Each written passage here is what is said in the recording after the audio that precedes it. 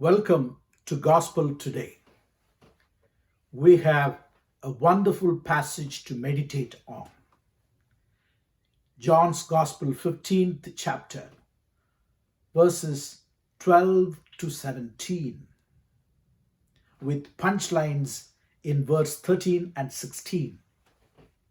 The passage today begins with an explanation of what Jesus means by following his commandment.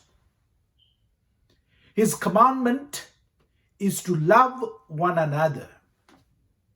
Yes, that is simple to say, very challenging to practice, because our understanding of love is mixed with many motives. And our love is mixed with layers of cultural formation and socialization process. Now, when Jesus says, love one another, it simply means altruistic. My loving is centered around the other. It does not exclude one's self-care, self-understanding, self-love even, because one of his commandments is inclusive. Love the other as you love yourself. So it is not pointing to selfish understanding of love, but altruistic understanding of love. When I do this, when I speak this, is it doing good to the other? Am I willing to do the best for the other? Yes, that is the commandment with which Jesus begins today's sharing. And then in verse 13, he has a wonderful way of affirming this. No greater love has a person than to lay down his or her life for the other. And the other, he uses the word friends, but the other includes even beyond our friendship, beyond our kinship, because the other is whoever is placed before you. That has to be rightly understood in today's context, because millions of people are impoverished by civil wars that are going on within one nation. As I am speaking here, Syrians are internally displaced, externally definitely. Likewise, Afghans or Ukrainians, so many are internally displaced due to wars or exaggerated hatred. Nothing less than that. Before then, the war, lot of bit by bit hatred is spread. Cultural prejudices are spread against one another. And that's why Jesus says, what is the ultimate criterion of your love as a measure? You are ready to lay down your life. And he is not mincing word. He did it and showed in his life that it is possible. And that is why, unlike others who were born and brought up in this world, Jesus continues to live, because as I have been insisting on my sharing, his words coincided with his deeds. He did not speak anything that he cannot practice in his own life. He cannot practice and not tell about it. Yes, he has said that. And another classic statement in verse 16 is, my dear friends, don't think you have chosen me. I have chosen you rather.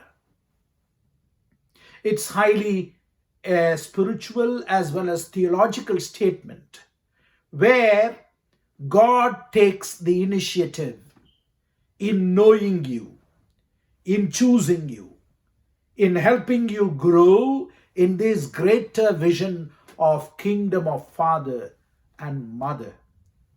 I am consciously using the word Father, Mother, because God is a totality of our human experiences. God is a totality of our living creatures altogether in this universe. Gender bias will not give us the whole truth. And that is why we need to be careful even in our use of language. Language has to give us deep understanding about the nature of human beings, nature of the nature itself, what we call the universe, the multiverse, and all animate and inanimate beings in it. Ultimately, in today's gospel, Jesus articulates beautifully the mission of every one of his followers. Everyone. You be or you belong to any religion, to any political ideology, to any nationality. But if you claim that you know Jesus, you love Jesus, and you love his words so that you are ready to practice those words in your life, then his one complete mission is bear fruit. Bearing fruit is different from producing fruit, because we live in an age where fruits are plucked even before they are ripened and kept in cold storage.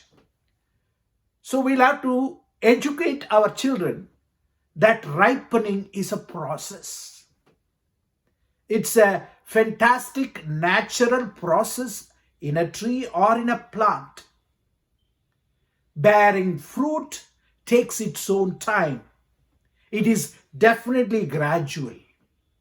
And when you eat a ripe fruit, you see the difference between a fruit that was made to ripe. My dear friends, discipleship of Christ, apostleship of Christ cannot be artificially thrown on the other. It cannot be merely cultivated as a cultural phenomenon.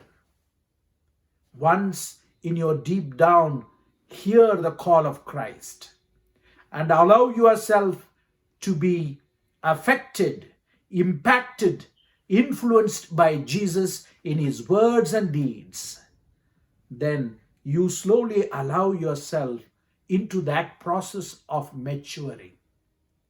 Maturing is ripening, and maturing is bearing fruit while you are living.